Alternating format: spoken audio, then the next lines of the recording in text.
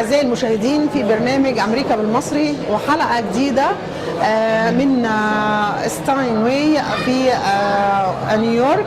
أحد المواضيع في علم المصريات اللي شغلت علماء الآثار مكان دفن الملكة نفرتيتي.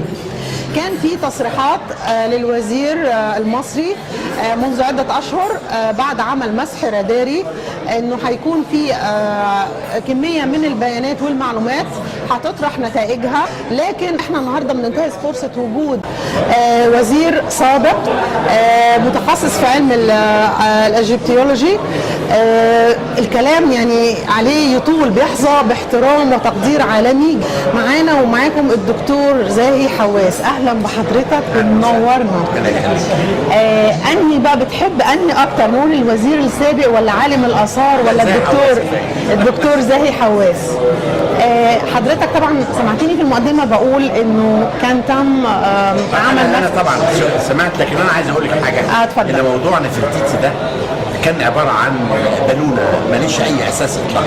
الراجل الانجليزي نيكولاس ريفز اللي هو اعتقد في وجود مقبره نفرتيتي جوه مقبره توت عنخ امون، كل الادله اللي عملها ليس لها اي اساس بالصحه اطلاقا.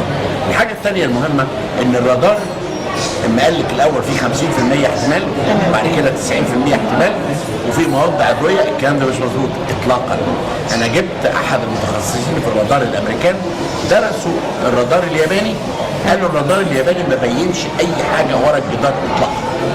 لو الرادار ده باين حاجه يظهر كده، وده ما ظهرش خالص. مش محتاجين نسبه رطوبه. احنا عملنا مؤتمر مع وزير الاثار الحالي اللي هو خالد العناني، وانا كنت اخر محاضره وقدمت كل الادله اللي بتثبت ان الكلام ده. شوفي، لو احنا محتاجين دعايه بلا شك، لكن الدعايه اللي مش قايمه على اساس ما يبقاش تجر اكيد. فاحنا انا اعتقد ان هذا الموضوع ناقصه حاجه واحده هنعملها، ان احنا نجيب رادار تاني، احتمال يكون رادار روسي، وندخله جوه المقبره عشان نؤكد هل في حاجه ورا الجدار الشمالي المقبره توت عنخ امون او ما فيش حاجه، ويبقى ده النهايه الفاصل للموضوع. تمام.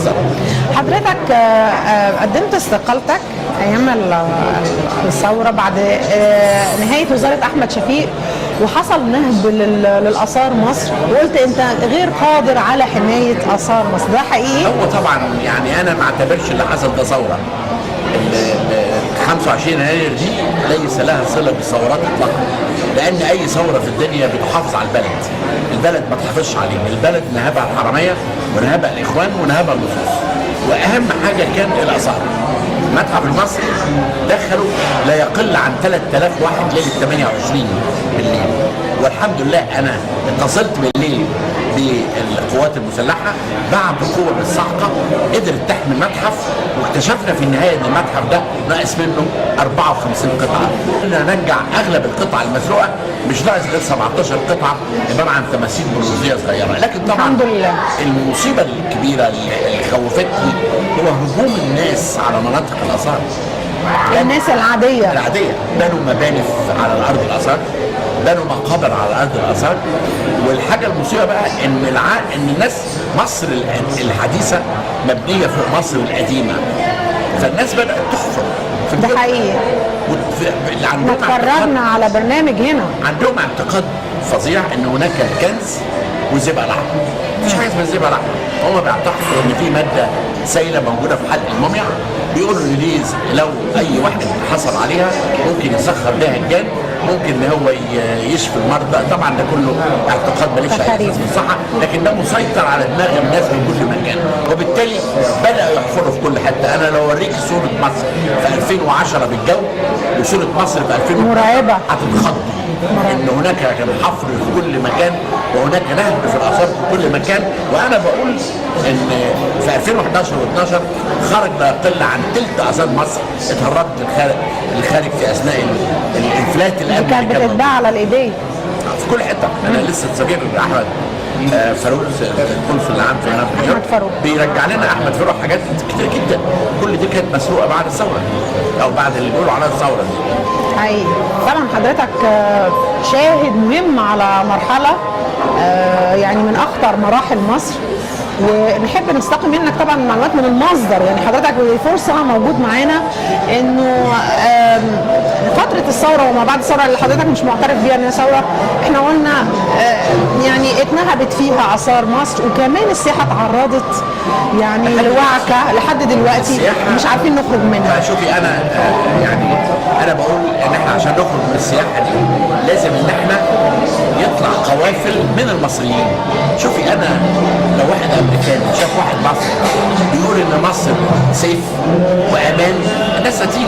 انا شركه سياحيه خدت اسم وبعتهم في امريكا، جابت 2000 سائح في السنه ونص اللي فاتت دول. فاللي انا عايز اقول ان احنا قدامنا دلوقتي شيء مهم جدا، لازم السائح يرجع، لان السياحه مهمه لاقتصاد مصر، السياحه مهمه لكل بيت في مصر، السياحه مهمه عشان نرمي مصر.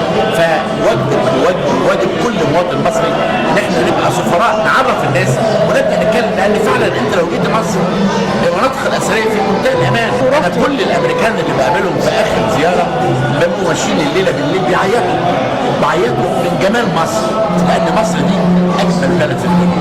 يعني من وجهه نظر حضرتك ان احنا نبدا الاول بنفسنا بالذات المصريين في الخارج، يعني لو احنا لا انا لازم برضه وزاره السياحه يكون في يعني اي ازمه في الدنيا لازم يبقى عندك خطه للخروج من الازمه. ودي اسمها حساسيه. انا ما شفتش اي وزير سياحه جه بعد الثوره عمل لي اي خطه عشان يخرج من الازمه. طب حضرتك ما انا بتكلم وبكتب، لان انا عندي عمود في مصر اليوم، عمود في الاخبار، بكتب دايما وانا لسه كاتب 4 اعمده في مصر اليوم بقول ازاي مسؤوليه مين؟ ازاي والله. شوفي المصيبه ان بعض الناس اللي هم بيبقوا مسؤولين بيبقى ايديهم مرتعشه في اصدار القرار، لكن انا شايف موضوع السياحه ده موضوع مهم جدا. لازم انا سعيد جدا لما الرئيس عبد الفتاح السيسي اصدر قرار بتشكيل المجلس الاعلى للسياحه برئاسته، فدي حاجه مهمه جدا عشان يقدر يصدر قرارات بقى نخرج من الازمه ازاي.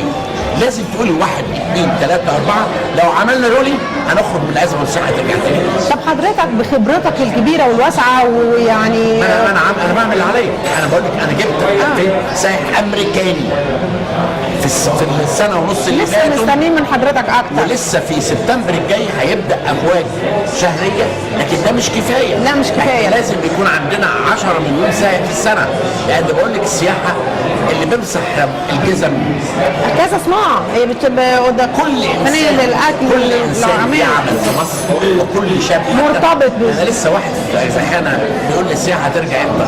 قلت له طب يهمك الموضوع؟ قال لي بتاثر، يعني تخيل انت هناك زخانه طبعا بتاثر من عدم وجود السياحه والعمله اللي احنا بنقاسي منها. انا شايف ان لازم يكون عندنا خطه يقوم بها وزير السياحه من خلال بقى المجلس الاعلى للسياحه اللي تشكل برئاسه الرئيس عبد الفتاح السيسي، من خلاله بقى يبقى عندنا خطه ازاي نخرج من الازمه. وانا بعتقد ان تشكيل هذا المجلس هيكون خطوه اولى في حل مشكله السياحه. ومحتاج طبعا الكلام ده يكون في اقصى سرعه، لان احنا قدام تحديات كتير، منها مثلا لو حضرتك اكيد حضرتك سامع طبعا، يعني في ناس ده بنت اهرام زي الاهرامات بتاعتنا بيزورها ناس، يعني بيزوروا الاهرامات التقليد اكتر من اللي بيجوا عندنا، ودي حاجه تخض. يعني شفت احنا المكان اللي احنا قاعدين فيه ده، انا يعني بقول ان ده دعايه مجانيه عملها الشاب الجميل ده خالد، في سبيل انه عمل مطعم فرعوني لاول مره، جاب فنان من مصر والفنان هو اللي عمل الحاجات دي. لما كلمني وقال لي تعالى افتح المطعم انا كنت سعيد جدا. صحيح انا اشوف شاب مصري عمل مطعم زي كده، وهو على فكره من كلامي معاه لا يقصد المكسب، هو يقصد الدعايه الكامله لمصر. لان انت وانت ماشيه في كوينز دلوقتي وتشوفي على المدخل الشمس وتشوف الاعمده الفرعونيه حاجه الحقيقه انا افخر بيها، ودي خطوه اولى للمصري عشان يعرف الناس بمصر الفرعونيه. دي اول مره تحصل حاجه زي كده، يعني احنا اول مره اتعمل بطريقه كويسه، يعني في ناس كتير بتعمل مطاعم لكن مش على المستوى اللي يليق بينا، طبعا انا مش هعطلك من ضيوفك. كلمه اخيره بس توجهها للمصريين في امريكا وكندا. والله انا يعني عايز اقول لكل مصري ان انتم من اعظم بلد في الدنيا، وانتم لما تقابلوا اي امريكاني او كندي تقول ان انت مصري، دي حاجه الدنيا. وانا نفسي ان يجيبوا اولادكم عشان يزوروا مصر، عشان يرتبطوا بالحضاره المصريه. وانا على فكره مستعد ان انا اعمل سكايب لاي مدرسه فيها اولادكم واكلمهم عن مصر الفرعونيه. كل سنه وانتم طيبين. سعدنا معكم بلقاء الدكتور زاهي حواس خبير الآثار المصري الذي أرسل اسمه سنة 2003 على CD لكوكب المريخ، وكرمته مجلة التايم من أعظم 100 شخصية مؤثرة حوالين العالم سنة 2006. ابقوا معنا.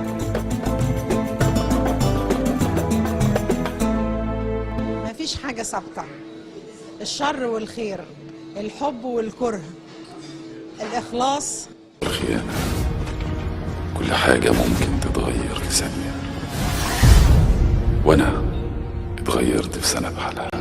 لكن عدت سنة كأنها 1000، بس عدت وانتهت وقربت معاها نهايتي. معانا ومعاكم في شهادة ميلاد، صح كده؟ مظبوط، وبرافو عليك انك يعني حافظه اول حاجه في المسلسل. لا هو الكلام كتير وحلو قوي، واهلا وسهلا بحضرتك. ربنا يخلي حضرتك، ربنا يخليك يا عزيزي. طبعا كان دور هايل جدا. قول لي الدور ده كان حلو جدا. انت طبعا كنت فيه بطولة مطلقة، واحكي لنا شوية بقى عن يعني ايه شعورك وانت بتعمل الدور ده، انت عملته حلو قوي. ربنا يخليكي وميرسي طبعا يعني على المدح ده، بس هو من اصعب الادوار الحقيقه في التجهيز وفي التحضير اللي انا عملتها يعني. واحنا كنا مقررين ان هو يبدا الحكايه حكي وهو مريض، فده خد مجهود خرافي من ان انا خسيت حوالي 17.5 كيلو، وبعدين خد شهر بعد كده علشان استرد جزء كبير من وزني علشان اقدر اعمل المرحله الطبيعيه في المسلسل. الحقيقه عمرو سمير عاطف كاتب رائع، عامل حاجه كويسه قوي. احمد مدحت مخرج رائع، انا ربنا اكرمني بالتيم ده السنه اللي فاتت بكل كمان زمايلي اللي كانوا معايا واساتذتي صلاح عبد الله وانجي المقدم وعيشه بن احمد ودارين حمزه، ومش عايز انسى حد، في ناس كتير قوي قوي، كل واحد كان رائع في دوره يعني. انا شفت طبعا في التترات الاولانيه، وطبعا الشكل الاختلاف بقى، وده اللي كان يعني انت عملت الكلام ده كله ازاي؟ فانت بتقولي ان انت اضطريت تنزل والكلام ده. معلش انا هسالك سؤال ومش عارفه يسامحوني الجماعه في مصر، يعني المسلسل كان حلو قوي، لكن لما بنيجي نسمع، ومش هذكر اسامي مسلسلات تانية، الترتيبات اللي نازله بتاعت مسلسل رمضان، ترتيبات يقول لك مش عارف ده الاول وده الثاني وده الثالث، و ليه ما خدتش ترتيب؟ يعني انا ما شفتش ترتيب، ليه؟ ما اعرفش مين اللي عمله. خلاص الله يخليك. بصي حضرتك، الحمد لله يعني في كل حتى الترتيبات بعيدا عن اي حاجه، كل واحد بيطلع يعلن ان مسلسله نمره 1 وان ده اعلى نسبه مشاهده. مفيش عندنا خالص اي حد بيقول نسبه خالص، مفيش اي احصائيه. الشركه الوحيده اللي بتعمل اسمها ابسوس، والحقيقه مشكوك في مصداقيتها من جهات كتيره قوي انها بتدي معلومات مظبوطه. ممكن حضرتك تخشي على اليوتيوب تشوفي الريت، نسبه المشاهده قد ايه، فهتلاقي حضرتك ان انا واحد من اهم او من اكتر 4 السنه دي في رمضان. الحمد لله بكلام النقاد، بكلام الجمهور، بمشاهدتكم طبعا. يعني الحمد لله ان احنا كنا عاملين حاجه يعني تشرفنا يعني، الحمد لله. يعني قصدك تقول ان ده وهم اللي هم اي حد بيطلع يقول على مسلسلي الاول ده مش مظبوط يعني. ده لازم يبقى في جهه هي اللي بتقول الكلام ده، والجهه دي فعلا بتقدر تحدد عدد الاشاره ونسبه الاعلانات.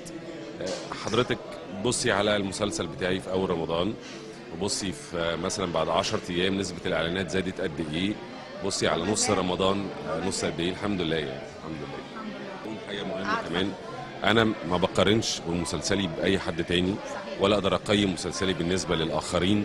كل واحد بيشوف ان هو عمل رائع، والحقيقه كل الناس اجتهدت وكل الناس عملت اقصى ما يمكن عمله.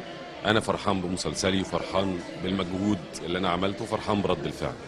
حضرتك انا بسال ده سؤال يعني انا مني شخصيا، ويعني حاجه شخصيه، ما اقصدش انه لما ببص الاقي كل شويه اعلانات عن ده بيضايقني انا، يعني بحس انه هل المستوى في مصر الذوق، فانت طمنتني يعني هل ذوق الناس حصل فيه تدني بالشكل ده؟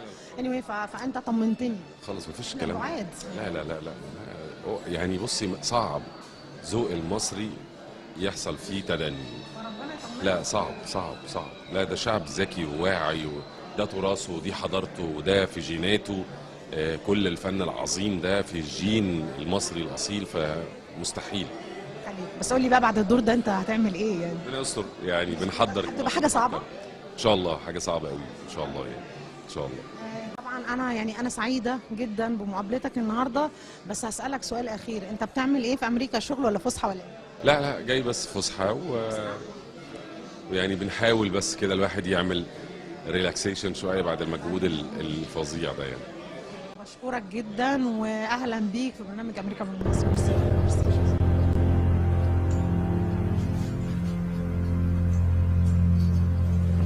ما فاضلش غير خطوة واحدة، هي أصعب خطوة في الطريق، بس هانت،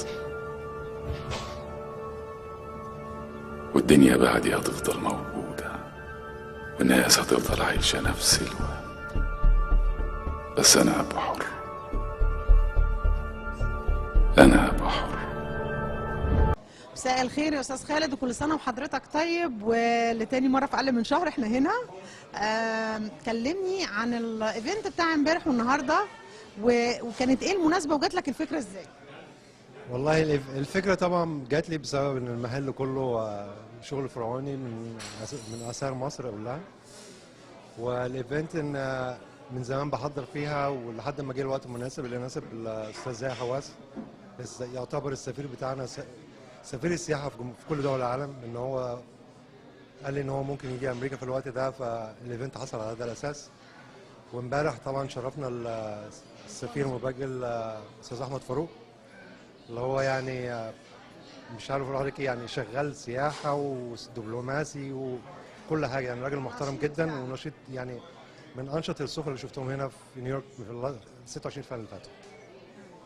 ودكتور زاهي حواس جاب لنا ناس من ناشونال جيوغرافيك شانل، من فوكس هيستوري شانل، من المتروبوليتان الهيد ديبارتمنت بتاع الاركيولوجي، يعني برضه بيحاول من ناحيته ان على قدر الامكان يعمل تسويق للسياحه في مصر عن طريق المحل.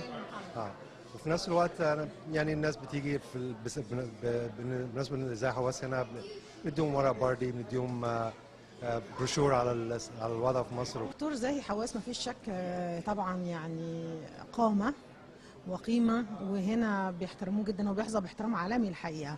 وجوده في المحل، ان هو كمان اثنى على المكان وقال ان هو قام بافتتاح المكان. الكلام ده كلمني بقى عن الافتتاح. هو لما جه انت اللي دعيته ولا ايه اللي حصل؟ والله هو حصل ان بعت له ايميل كم مره، تواصلت معاه، بعت له صور المكان، فبص على الصور وقال لي طبعا من ناحيته ان هو في اقرب فرصه نيجي نيويورك، اي مكان يخص اخ مصري هيقدر يعمل عليه، يعني بحيث انه يساعد الاخ ويساعد البلد في نفس الوقت. فلما شاف الصور كان مفاجئ وكان مبسوط اكتر ومتشجع اكتر ان هو يقوم بالخطوه دي اساسا. امبارح كان في الامريكان اللي جم مع دكتور زاهي، كان فيهم ناس بتخش المكان اكيد لاول مره، كانت ايه تعليقهم؟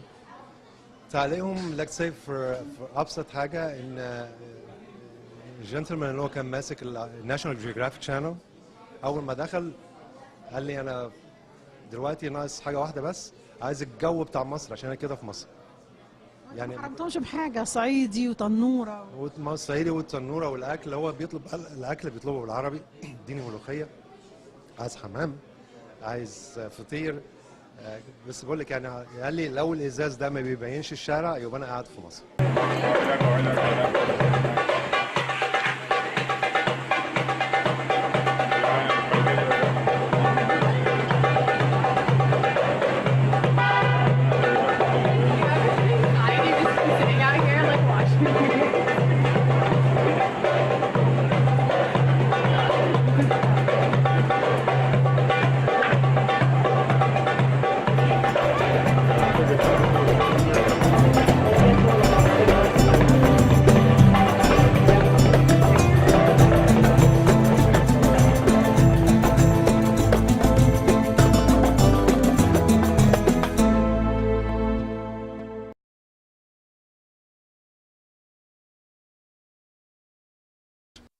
اجتازت مصر فترة عصيبة في تاريخها الأخير، وعلى ذلك فقد قمنا بتطهير أنفسنا، وتولى أمرنا داخل الجيش رجال نثق في قدرتهم وفي خلقهم وفي وطنيتهم، ولا بد أن مصر كلها ستلقى هذا الخبر بالابتهاج والترحيب.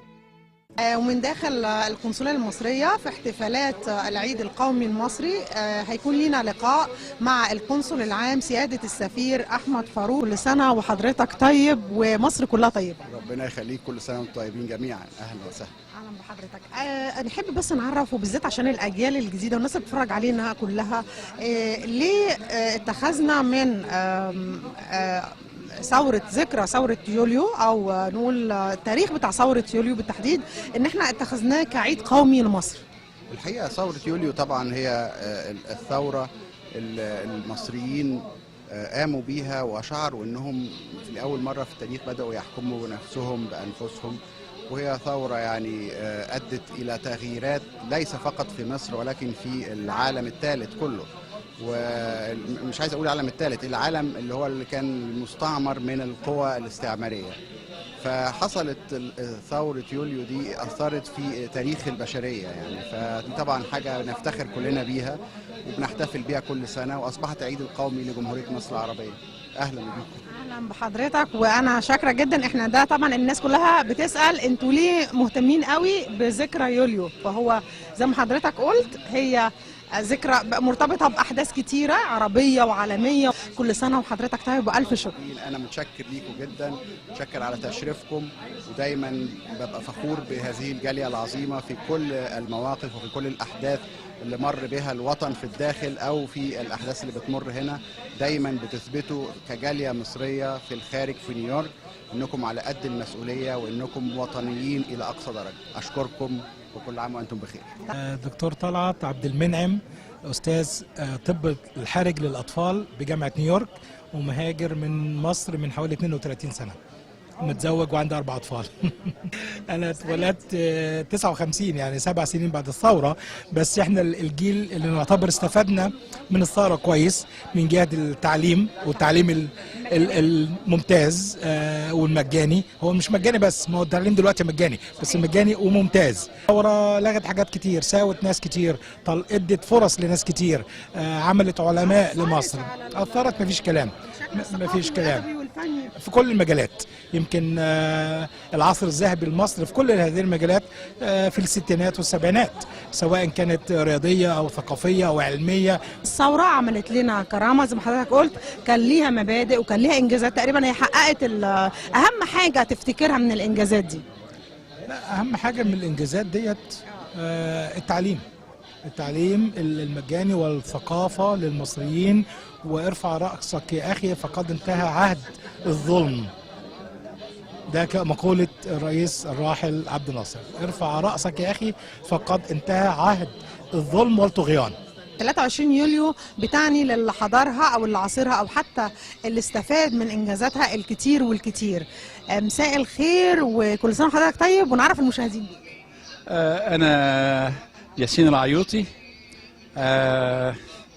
رحت أجيب جواز السفر بتاعي وأنا جاي هنا بعثة في أمريكا 23 يوليو سنة 52.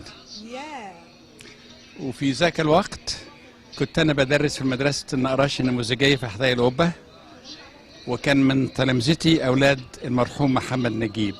أنا هنا أنا مولود في القنايات مركز الزقازيق شرقية. من درست طبعا في الزقازيق وبعدين في القاهرة. اتخرجت من معهد المعلمين، وبعدين درست في مدرسة النقراش باشا النموذجية من سنة 48 لغاية سنة 52. في سنة 51 جت بعثة ليا اسمها بعثة فولبرايت أمريكية، معناها دعوة من الحكومة الأمريكية، لأن كان تخصصي كان وما يزال طريق صياغة البرامج التعليمية.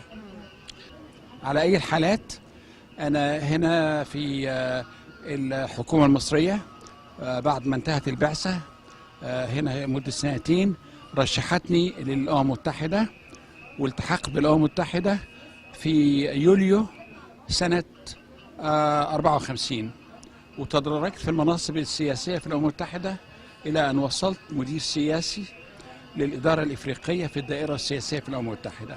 القانون بقى بدأ بعدين، لأن لما خدت أنا الدكتوراه في القانون الدولي والعلاقات الدولية اعتقدت خطأ أن أنا ممكن أن أمارس المحاماة. قالوا لا لازم تاخد درجه من هنا. فالمهم انه ايه، دخلت مدرسه كليه الحقوق هنا وانا سني 63 سنه، عينت يوم التخرج الى لهيئه التدريس. وانا متزوج، تزوجنا في القاهره انا وزوجتي امريكيه في الشهر. بتنزل؟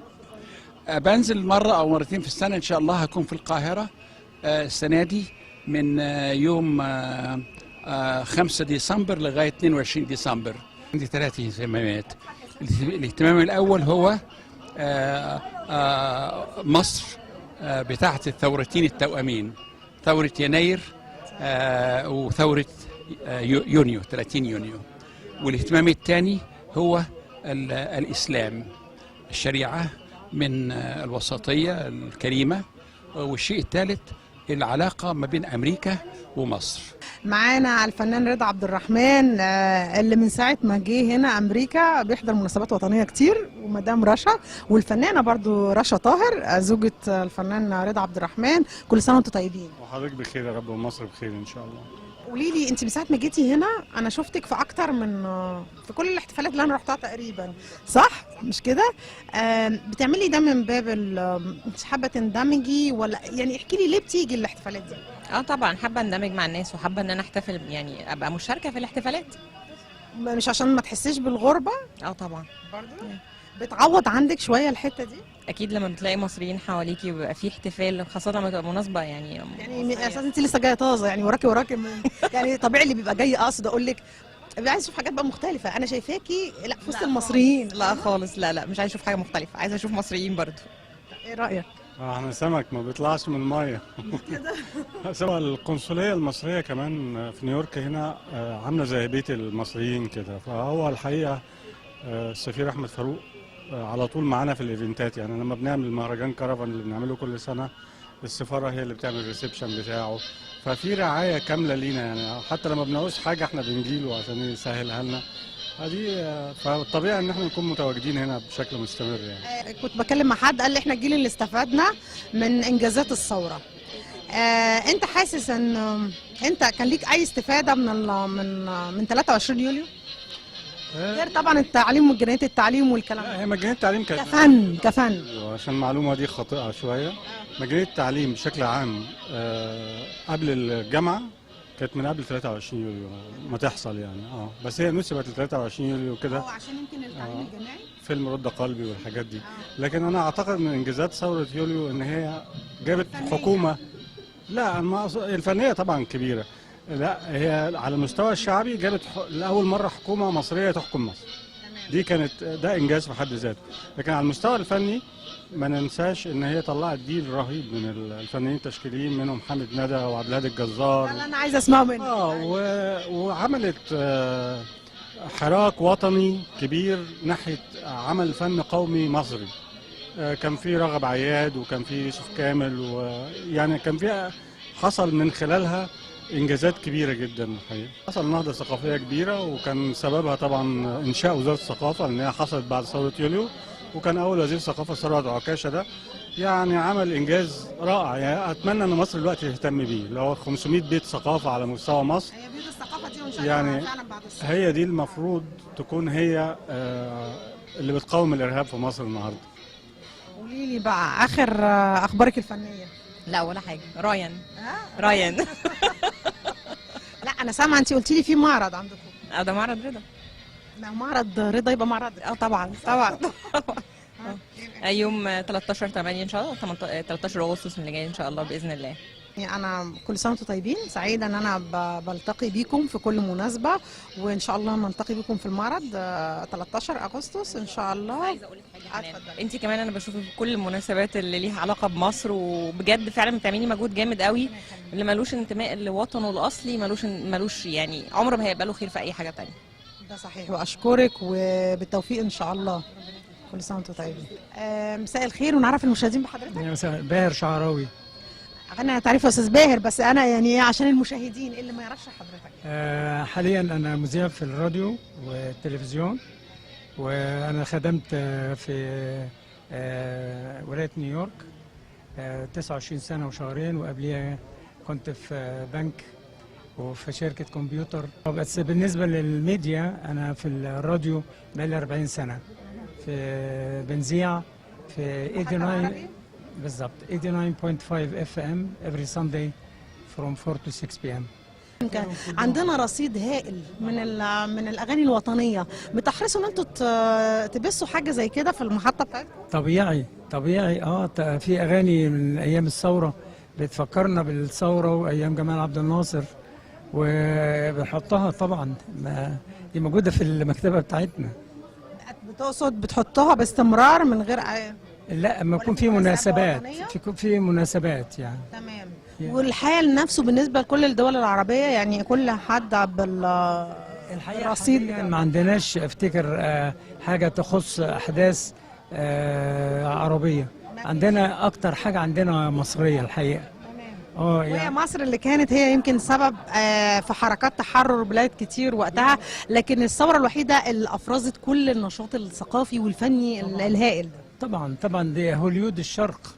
طبعا حتى هم كانوا بيعتمدوا علينا يظهر في طبيعي. كل الاغاني الخليجيه زي ما حضرتك تلاحظي كلها، كل اللي بيقوموا بيها معظمهم ناس درسوا في مصر او مصريين بيشتركوا وياهم.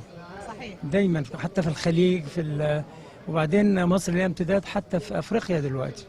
صحيح. استاذ عاطف البالي، يعني انا لسه مقابلاك كنت في الفطار بتاع جيرسي، وبقول لك بتلاقي وقت منين، صح؟ والله من جيرسي لنيويورك.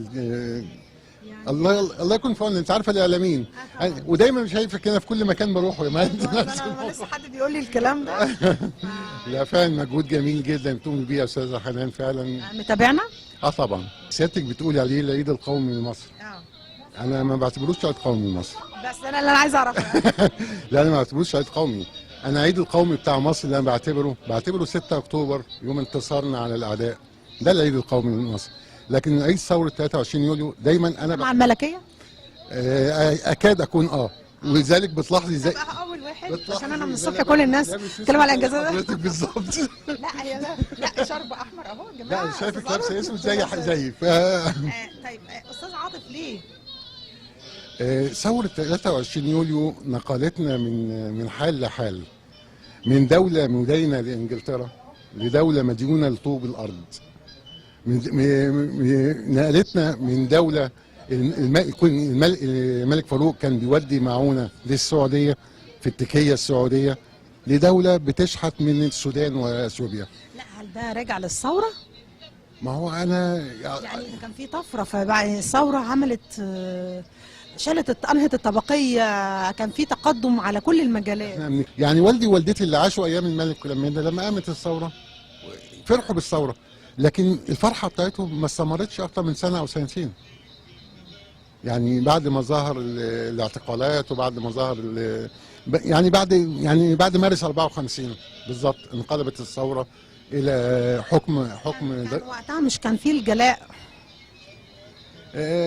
اتفاقيه الجلاء اللي وقعها مصطفى النحاس اللي هو رئيس وزراء الوفدي، كان في ايام الملك، وكان المفروض ان الانجليز هيمشوا. يعني الاستاذ عاطف مش جاي بيحتفل بالثوره؟ مش كده؟ ايه؟ انت جاي بتحتفل بالثوره ولا بالعيد القومي ولا انت يا فندم لما يجي يقولوا لك تعالي في الذكرى السنويه بتاعت وفاه حد مش بتروحي؟ يا استاذ يعني مش الواحد بيروح برضه الذكرى السنويه وبيلبس اسود. بس كام سنه؟ ما عادي، ده انا زعلان عليها من ساعتها. مش قادره اقول لك بقى كل سنه وانت طيب، انت بتقول جاي يعني احنا طيبين ونعيش ونحتفل. كل سنه وانت طيب. لا ونعيش ونحتفل وكل حاجه، بس لازم يعني نصحح التاريخ. انا بحترم صراحتك ان انت تقول لي الكلام ده وعلى شاشات التلفزيون. يعني انا رايي في الجريده علني جدا ومن صغري، يعني من اول ما اتعلمت الكتابه. تكتبوا كمان في الجريده؟ انا في مصر انا من ايام مصر، انا بدات الكتابه في 78. طب وايه رايك في الاغاني؟ ايه علاقتها بالثوره؟ لا دي اغاني وطنيه. دي مصر والنصر وهاب ويا جمال وعبد الحليم وام كلثوم، كان عصر. ارفض اي مطرب يذكر اسم حاكم. انا زعلت الحاجه انت زعلان من ام كلثوم؟ الحاجه الوحيده اللي بتعيب عبد الوهاب ان هو غنى للملك فاروق وذكر اسمه، وغنى لعبد الناصر. واكيد هيغني اللي بعده، واكيد لو هو موجود دلوقتي كان غنى، واكيد كان غنى المرسي وغنى يعني ما حدش لحق يغني. يعني بقول لك يعني هو بعض المطربين بهذا الشكل، انا لا احترم هذا الفنان اللي هو بينافق الحاكم ايا كان الحاكم. الفنان لازم يكون فنان. مش بنافق، احنا نقول ايه، ان هم ليه ما تقولش ان هم استغلوا الشعبيه الجامحه كانت لعبد الناصر وحبوا هم كمان يطلعوا، حبوا يكونوا لهم شعبيه عادي جدا، يبقوا هم ايه وصوليين افاقين حاجات، مش هقول عليهم مثلا فنانين عظام. مش عايزه اقول افاقين، لكن هم حبوا يعني يطلعوا مع المزاج العام والكده، مع الموجه اللي كانت ماشيه بعد موجه عبد الناصر. طبعا احنا الشعب المصري كله حب عبد الناصر عشان ما كانش يقدر يكرهه. كان المعتقلات مفتوحه، كان التعذيب موجود، كان البهدله موجوده للي يكرهه. طب انا هقول لك، انا ابويا كان بيحب عبد الناصر لغايه لما مات مثلا. انا بابا انا بكيت لما مات عبد الناصر. احنا كان عندنا مندبه لبسوا اسود والبيت كله حزن. انا بكيت عشان كنت عيل صغير ساعتها، بكيت وصرخت وكلام من ده، وكان اول مره والدي يضربني. ليه اللوم كله بيقع على عبد الناصر برغم ان هو اللي كان رئيس الحركه وقتها، او زي هو محمد نجيب اللي هو محمد نجيب بالظبط. ومحمد نجيب قام بالثوره فعلا من يوليو 52 لمارس 54 لما اعتقل، عشان هو كان تحت اقامه جبريه. واعتقل بهدل جدا. اتقال ان هو مع الاخوان. محمد نجيب لا، ايه علاقته؟ لا، اللي هو كان مع الاخوان فعلا كان جمال عبد الناصر، كان عضو في تنظيم الاخوان. طيب، وبرغم ان انا بختلف معاك في اللي انت قلته، بس طبعا الاختلاف في الراي لا يفسد الود قضيه، وبحترم صراحتك للمره الثانيه، وكل سنه وحضرتك طيب. وانت بصحه وسلامه. كل سنه وانت طيبه. وحضرتك طيبه وبخير. واللي عرفوا المشاهدين بيكي. ايمان وهمان، محاسبه، وكنت مندوبه الرئيس عبد الفتاح السيسي في الانتخابات. مدام ايمان، قولي لي، انت متعوده تحضري المناسبه دي اللي هي احتفال بذكرى ثوره يوليو او العيد القومي المصري؟ كل سنه الحمد لله مواظبه على ان انا اجي احضر في القنصليه، واي حاجه تخص مصر دايما بحب اشارك فيها. في ناس بتعتبر ان المناسبه دي مناسبه كويسه، وفي ناس يعني على العكس تماما، يعني ذكرى سودة. في ناس بتعتبرها ذكرى كويسه، انت من اي الفريقين؟ لا طبعا انا بعتبرها انها ذكرى كويسه جدا جدا. انا مش من جيل الثوره، انا اتولدت بعد الثوره، بس اصلا كنا بنسمع عن الظلم اللي كان حاصل ايام الملك. كنا بنسمع ان 3/4 الشعب كان جاهل، والشعب كان في ناس كتير وحافين، يعني طبقيه. شفت ناس كتير كانوا حافين، وشفت طبقيه، وشفت عبد الناصر لما جه على ان هو طلع اصلا من الشعب، فكان بيحب الشعب وحب يصلح. وعلى ايام عبد الناصر، لولا عبد الناصر ما كانش في ناس كتير دخلت الكليات، التعليم ما كانش مجاني، كان في نسبه كبيره جدا جدا من الاميه. لا انا مش مع الراي اللي بيقول ان الثوره وحشه، بالعكس انا بحب الثوره. لانه انت عارفه في ايه كمان، لما تفتحي التلفزيون تخشي على صفحات التواصل الاجتماعي، في موجه ماشيه كده، ايام الملكيه، ايام القاهره كانت مش عارف باريس، اسكندريه كانت مش عارف ايه، الكلام ده كله احنا ما حضرناش، لكن احنا بنسمع. لما بتشوفي الكلام ده بتحسي بايه؟ الكلام ده انا من رايي ان زي ما دلوقتي بيقول لك ان هم كل الناس اللي بتتكلم بالطريقه دي حاطين في دماغهم ان الثوره دي اللي قام بيها ناس من الجيش داخلين الكليه الحربيه ب50%، فعمرهم ما يعرفوا يمشوا في السياسه، وعلى كده ماشيين على كله بقى، على عصر عبد الناصر وعلى عصر السادات وعلى عصر حسني وحتى على عصر الرئيس عبد الفتاح السيسي. نفس كلامهم ما بيتغيرش، ان الناس دي عسكريين لا يصلح ان هم يمسكوا الحكم، وده طبعا في رايي ده كلام فيه ظلم كبير جدا. هقول لك على حاجه، انت شفتي اللي حصل في تركيا؟ وان هو فعلا كان في انقلاب في تركيا وقام بيه فرعين من الجيش، البحريه والطيران.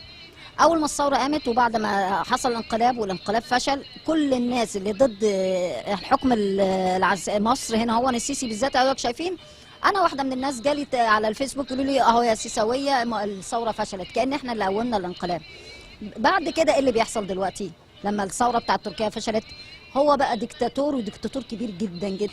مفيش راجل محترم يذبح الضباط بتوعه والجيش بتاعه في الشارع، مفيش راجل يضيع كرامه بلده ويقلع الجيش بتاعه عريانين ويمشيهم في الشارع، مفيش راجل يمشي 21,000 معلم ويديهم استقالات. امال مين هيعلم الشعب؟ القضاء، لو تشوفي القضاء النهارده. قولي لي ايه دخل مصر بكل الكلام ده؟ اما بيقول لك في الاول ان الشعب علشان الشعب مثقف وتعليمه عالي وقفوا ضد الانقلاب عشان العسكريين ما يحكميش، عشان ما يبقاش في حكم العسكر.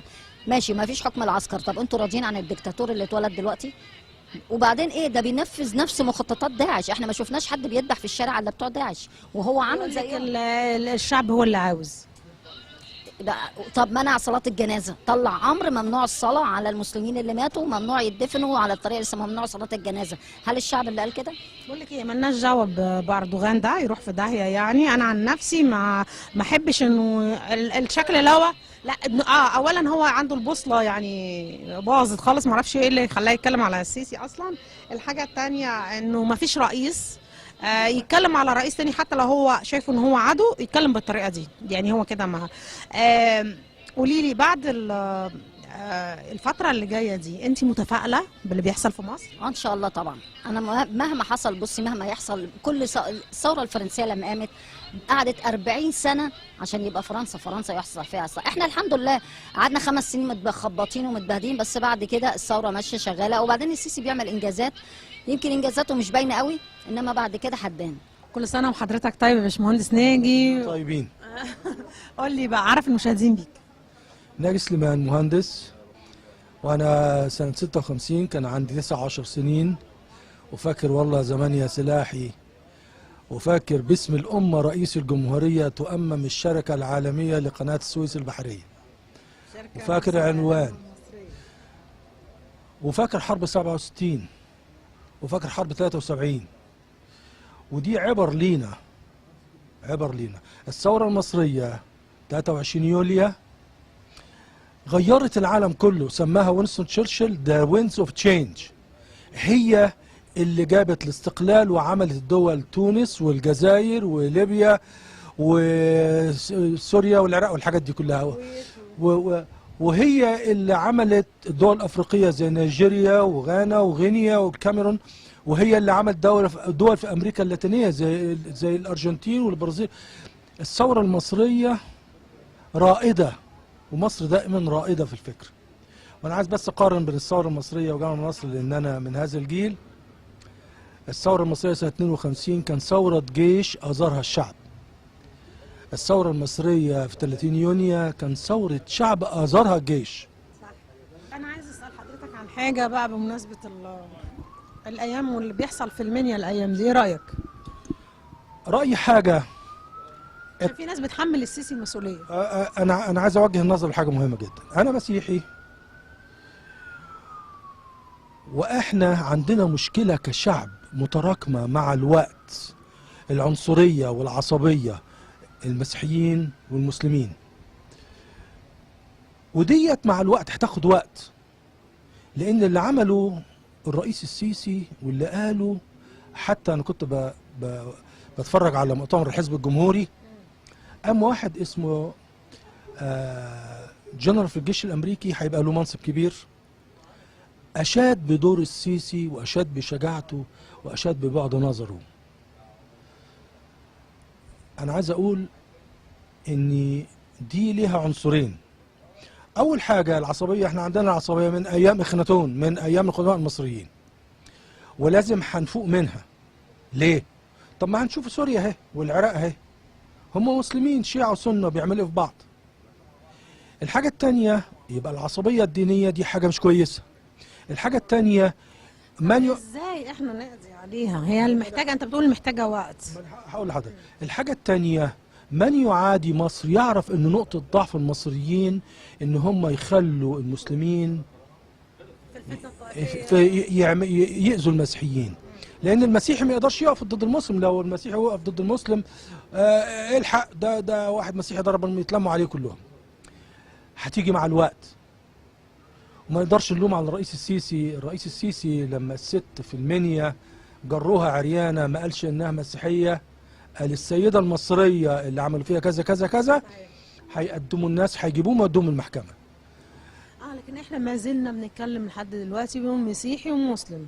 السيده المسيحيه اللي استحلت، الراجل المسلم اللي مش عارف ايه، الطفل، يعني الناس حتى وهي بتتداول الاخبار بتصنف. انا عايز اقول حاجه، ما بيقولوش الست حصل فيها كذا، الراجل ده اتقتل، الراجل ده اتخطف. ما دي هي دي اللي جايبانا ورا.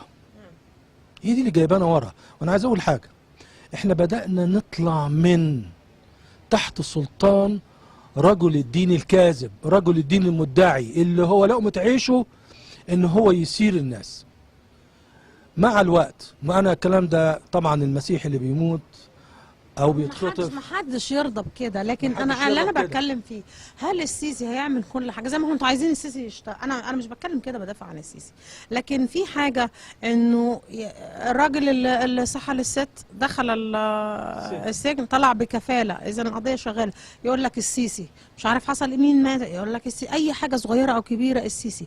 طيب يا جماعه ما في، شوفوا مين المسؤول وحاسبوه. هي النقطه في ايه؟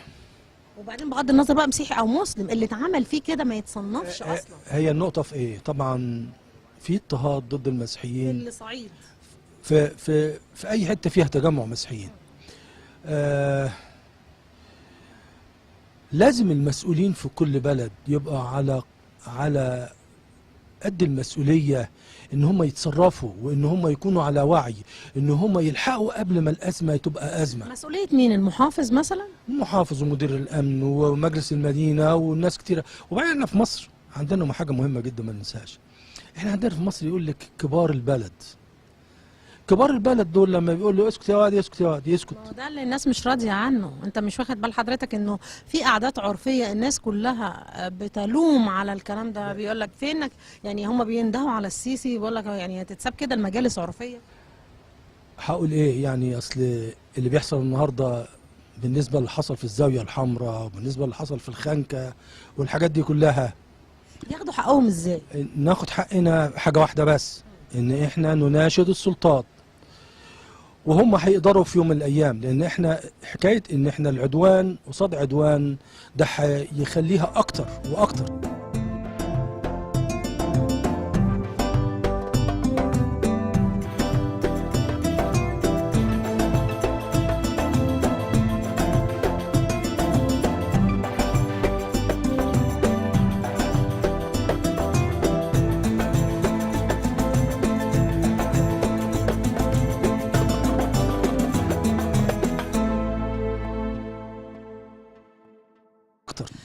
الحركة المباركة أو ذكرى 23 يوليو، هذا ما أطلق عليها في البداية الحركة المباركة. أصبحت فيما بعد هذه الذكرى بتمثل مناسبة بيحتفل بها المصريين في جميع أنحاء العالم. هنا من داخل القنصلية المصرية في نيويورك كان لينا لقاءات مع مجموعة من المصريين جم مخصوص عشان يحتفلوا، جم من أكتر من ولاية عشان يحتفلوا بالعيد القومي لجمهورية مصر العربية. كل سنة وانتم طيبين. في حياة الأمم لحظات فارقة تفصل بين عهدين، عهد مضى وعهد ولي، لحظات يفتح لها التاريخ صفحات ناصعة وتفرض فيها الشعوب إرادة العهد الجديد. يتغير بأحداثها أوجه الأوطان، ويتغير معها مكنون الإنسان، وتحدث تأثيرا كبيرا من حولها، كأنها زلزال يهز الأركان.